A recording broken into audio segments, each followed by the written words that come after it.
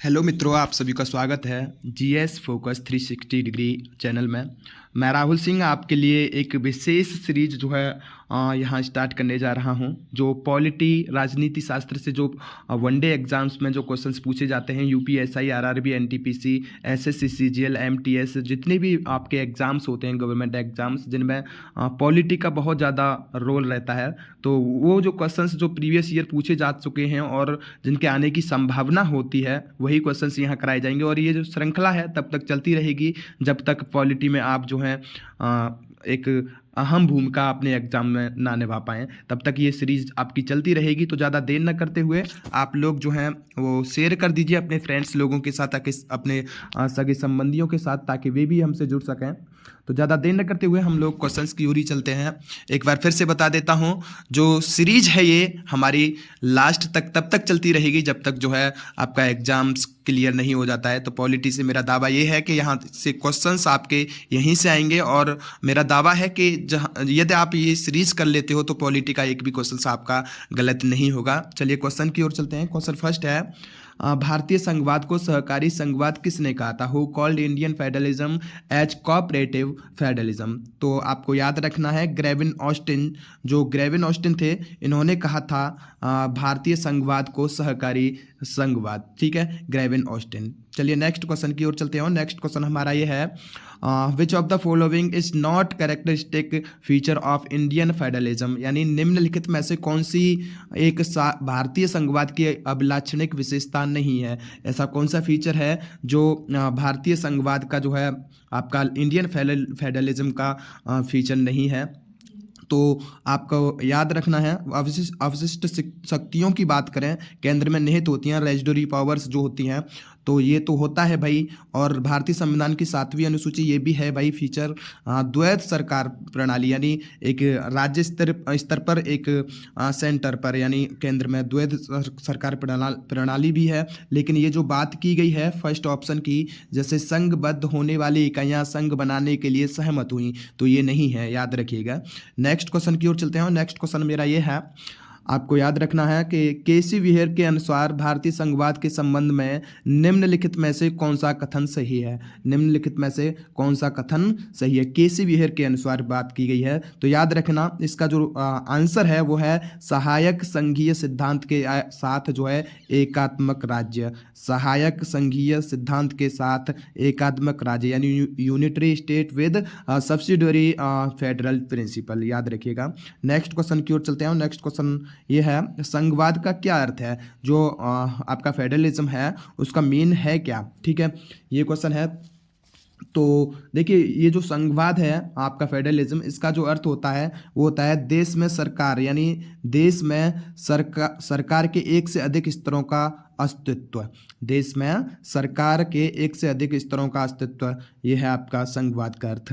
Next question की ओर चलते हैं। नेक्स्ट क्वेश्चन ये है, who among the following described the Indian? यानी जो क्वेश्चन है आपका वो है, निम्नलिखित में से किसने भारतीय संविधान को अर्ध संघीय बताया? यानी जो भारतीय संविधान को जो अर्ध संघीय बताया है वो किसने बताया है? तो याद रखिएगा, ये बताया केसी वेयन ने, केसी वेयन ने। ठीक है, नेक्स्ट क्वेश्चन की ओर चलते हैं। और नेक्स्ट क्वेश्चन हमारा ये है, आपको बताना है भारतीय संविधान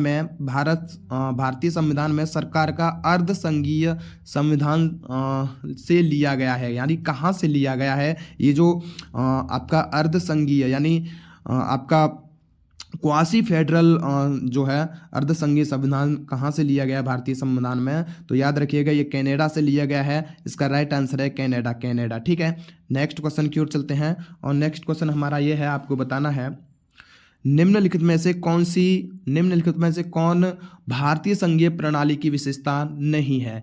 भारतीय संघीय प्रणाली की जो विशेषता है वो कौन सी नहीं है, ये आपको बताना है। देखिए, विवादों के निपटारे के लिए स्वतंत्र न्यायपालिका, ये आपका है भाई संघीय प्रणाली की विशेषता, ये तो है फीचर आपका। बात करें लिखित संविधान, हमारे देश का संविधान भी रिटन है। केंद्र व राज्यों के बीच शक्तियों का विभाजन, ये भी है। लेकिन बात करें सेकंड ऑप्शन की, सेकंड ऑप्शन जो दे रखा है मतलब एकल स्तरीय सरकार, सिंगल टियर गवर्नमेंट, ये आपकी फीचर नहीं है। इंडियन कॉन्स्टिट्यूशन में, भारतीय संघीय प्रणाली की बात करें तो। ठीक है, नेक्स्ट क्वेश्चन की ओर चलते हैं। और नेक्स्ट क्वेश्चन हमारा ये है, आपको बताना है भारतीय संविधान के अनुसार सरकार के कितने अंग हैं। तो याद रखिएगा, सरकार के 3 अंग हैं। कौन कौन से हैं? विधायिका, कार्यपालिका, न्यायपालिका। ठीक है, भारतीय संविधान के अनुसार सरकार के जो अंग हैं वो कितने हैं? 3 अंग हैं, विधायिका, कार्यपालिका, न्यायपालिका। नेक्स्ट क्वेश्चन की ओर चलते हैं। और नेक्स्ट क्वेश्चन हमारा यह है, भारतीय संविधान के अनुसार सरकार के 3 अंग हैं, निम्नलिखित में से कौन सा अंग नहीं है? ये जो ऑप्शंस दे रखे हैं इनमें से बताना है इनमें से कौन सा अंग नहीं है। तो मैंने अभी जस्ट बताया, विधायिका आपका अंग है, और न्यायपालिका है, और एक आपका कार्यपालिका होता है। लेकिन जो नहीं है वो है मीडिया। मीडिया नहीं है, तो यह यहाँ कौन सा ऑप्शन हो जाएगा? ऑप्शन बी, केवल सेकंड नहीं है। ठीक है, नेक्स्ट क्वेश्चन की ओर चलते हैं। और नेक्स्ट क्वेश्चन है हमारा, सरकार का वह अंग जो मुख्य रूप से कार्यान्वयन और प्रशासन के कार्यों को देखता है कहलाता है। तो याद रखिएगा, वो क्रियान्वयन या कार्यान्वयन की बात करें तो ये कार्यपालिका का कार्य होता है। किसका कार्य होता है? कार्यपालिका का कार्य होता है। ठीक है, नेक्स्ट क्वेश्चन की ओर चलते हैं। नेक्स्ट क्वेश्चन है, न्यायपालिका के बीच शक्ति के वितरण को क्या कहा जाता है? यानी the distribution of power among the judiciary is called. जो न्यायपालिका होती है वो आपकी, उसके जो उसके बीच जो मिड में जो है आपका शक्ति का जो वितरण होता है, पावर्स का जो वितरण होता है, वो क्या कहलाता है? तो याद रखिएगा, हॉरिजेंटल डिस्ट्रीब्यूशन ऑफ पावर, यानी शक्ति का जो होता है वो क्षैतिज वितरण होता है। ये क्वेश्चन आपका कई बार वनडे एग्जाम्स में पूछा जा चुका है, आपका आरआरबी, एनटीपीसी से लेकर जो है आपका एसएससी, सीजीएल, एमटीएस तक। ठीक है, नेक्स्ट क्वेश्चन की ओर चलते हैं। और नेक्स्ट क्वेश्चन हमारा ये है, चलिए नेक्स्ट क्वेश्चन ये है, भारतीय संविधान की बात करें, देखो ये जो क्वेश्चन है, कार्यपालिका और न्यायपालिका के कार्य और उत्तरदायित्वों को परिभाषित करता है। ये शक्तियों का बंटवारा सुनिश्चित करता है। देखिए इंग्लिश में एक बार पढ़ लेते हैं, ये क्वेश्चन क्या है? The Indian constitution defines the functions and responsibilities of 3 organs of the state, legislature, executive and judiciary. The division of powers ensures. तो इसका राइट आंसर आपका देखो, बात करें 3 अंगों के बीच सत्ता का संतुलन बना रहता है। इससे क्या होता है? 3 अंगों के बीच सत्ता का संतुलन बना रहता है। नेक्स्ट क्वेश्चन की ओर चलते हैं। और नेक्स्ट क्वेश्चन हमारा ये है, निम्नलिखित में से सरकार की एकात्मक विशेषता क्या है? सरकार की एकात्मक विशेषता आपको बतानी है। इनमें से क्या है? क्या लिखित संविधान है, या अखिल भारतीय सेवाएं हैं, या शक्तियों का विभाजन है, स्वतंत्र न्यायपालिका है? तो इसका राइट आंसर है अखिल भारतीय सेवाएं, ऑल इंडिया सर्विसेज। ठीक है, इसकी एक सरकार की जो एकात्मक विशेषता है वो अखिल भारतीय सेवाएं। ठीक है, नेक्स्ट क्वेश्चन की ओर चलते हैं। और नेक्स्ट क्वेश्चन हमारा ये है, आपको बताना है, consider the following with reference to the term sovereign state, यानी संप्रभु राज्य के बारे में बताया है। ठीक है, तो याद रखिएगा, इसका जो राइट आंसर है वो है आपका, देखिए ये हो सकता है, नहीं, देखो इनमें से कोई नहीं। ठीक है, इनमें से कोई नहीं। एक बार इस क्वेश्चन को एक बार देख लीजिए आप जो है। ठीक है, क्या है इसका? एक देश की किसी अन्य राष्ट्र के प्रभुत्व के साथ या उसके बिना एक संप्रभु हो सकता है। यूएनओ में सदस्यता प्राप्त करते समय संप्रभुता से समझौता किया जाता है। दोनों सही हैं? नहीं, कोई नहीं। ठीक है, चलिए नेक्स्ट क्वेश्चन की ओर चलते हैं। नेक्स्ट क्वेश्चन क्या है, इनमें से कौन सा विचारक राजनीतिक संप्रभुता की अवधारणा से जुड़ा हुआ है? Which of the following thinkers is associated with the concept of political sovereignty? ठीक है, तो इसका राइट आंसर की बात करें, देखो जो विचारक की बात की है, ऐसा कौन सा विचारक है जो राजनीतिक जो सॉवरेनिटी है उसकी अवधारणा से जो है आपका जुड़ा हुआ है? तो वो है रूसो। इसका राइट आंसर क्या है? रूसो। याद रखिएगा, रूसो। नेक्स्ट क्वेश्चन की ओर चलते हैं। और नेक्स्ट क्वेश्चन है आपका, एन एब्सोल्यूट सॉवरेन और monarch exercising dictatorship without any restrictions and can best be described as, यानी एक पूर्ण संप्रभु बिना किसी प्रतिबंध के तानाशाही करने वाले सम्राट को सर्वोत्तम रूप से क्या कहा जाता है? देखिए ये क्वेश्चन जो है ना बहुत ज़्यादा मतलब इम्पोर्टेंट क्वेश्चन है। क्यों? क्योंकि बच्चे क्या देखते हैं, तानाशाह देखा नहीं, उन्होंने आंसर लगा दिया तानाशाह। ठीक है, तानाशाह देखा नहीं, तानाशाह आंसर, अरे यार तानाशाह ही कर रहा है तो उसे तो तानाशाह बोलेंगे, लेकिन इसके लिए जो सम्राट को सर्वोत्तम रूप से कहा जाता है वो कहा जाता है निरंकुश। क्या कहा जाता है? आंसर इसका राइट आंसर ये है, ना कि ये। ठीक है, याद रखिएगा। नेक्स्ट क्वेश्चन की ओर चलते हैं। नेक्स्ट क्वेश्चन है the Indian constitution is because the supreme right to take decisions in internal and external affairs is vested in the people, no external power can give directions to the government of India. ठीक है, तो ये इसका right answer याद रखिएगा, ये संप्रभु कहा जाता है, सवरीन कहा जाता है। क्या कहा जाता है?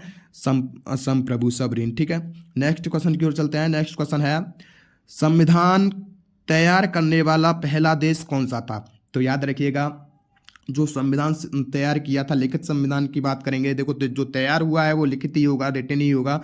जो संविधान जो तैयार हुआ था वो सबसे पहले जो है आपका अमेरिका ने किया था, यूएसए ने किया था, याद रखिएगा।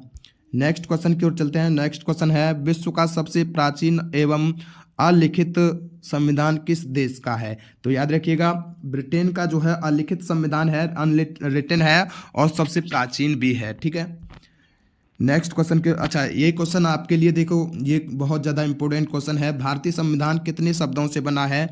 तो याद रखिएगा, भारतीय संविधान जो शब्दों से बना है वो 1,17,369, यानी ऑप्शन सी इसका राइट आंसर है। ठीक है, नेक्स्ट क्वेश्चन की ओर चलते हैं। और नेक्स्ट क्वेश्चन है निम्नलिखित में से किसने संप्रभुता का मुद्दा उठाया है? जो संप्रभुता का, जो सॉवरेनिटी का जो मुद्दा उठाया है वो किसने उठाया है, ये आपको बताना है। याद रखिएगा, ऑस्टिन ने। किसने उठाया है? ऑस्टिन ने। ठीक है, चलिए नेक्स्ट क्वेश्चन। नेक्स्ट क्वेश्चन ये आपका होमवर्क रहने वाला है। From which ruler did the east India company receive a character in 1600? ठीक है, ये आपका होमवर्क है। एक क्वेश्चन ये आपका होमवर्क है। Which of the following was the initial slogan of the east India company? यानी जो ईस्ट इंडिया कंपनी जो आई थी उसका जो सबसे पहले जो स्लोगन था, जो स्लोगन दिया था ईस्ट इंडिया कंपनी ने, वो स्लोगन क्या था, वो नारा क्या था? ठीक है, याद रखिएगा। ये क्वेश्चन आपके हम रखें 2 क्वेश्चन, तो ज़्यादा से ज़्यादा शेयर कर दीजिए ताकि ज़्यादा से ज़्यादा लोग जो हैं जुड़ सकें और उन्हें जो है उनकी मेहनत का फल भी मिल सके। आरआरबी एनटीपीसी के एग्ज़ाम्स भी आने वाले हैं और यूपीएसआई और बाकी एग्ज़ाम्स की जो भी तैयारी कर रहे हैं वो इस चैनल से ज़रूर जुड़ें। तो थैंक यू सो मच। और ये जो क्वेश्चंस हैं अभी थोड़ा कम ही क्वेश्चंस लेके आया हूँ, आज मेरा पहला दिन है और आगे से आपके क्वेश्चंस जो है इंक्रीज होते जाएंगे। ज़्यादा से ज़्यादा क्वेश्चन, हमारा मकसद सिर्फ और सिर्फ यही रहेगा, कम समय में ज़्यादा से ज़्यादा क्वेश्चंस हम जो हैं प्रिपेयर करते रहें। Thank you so much. Thank you so much.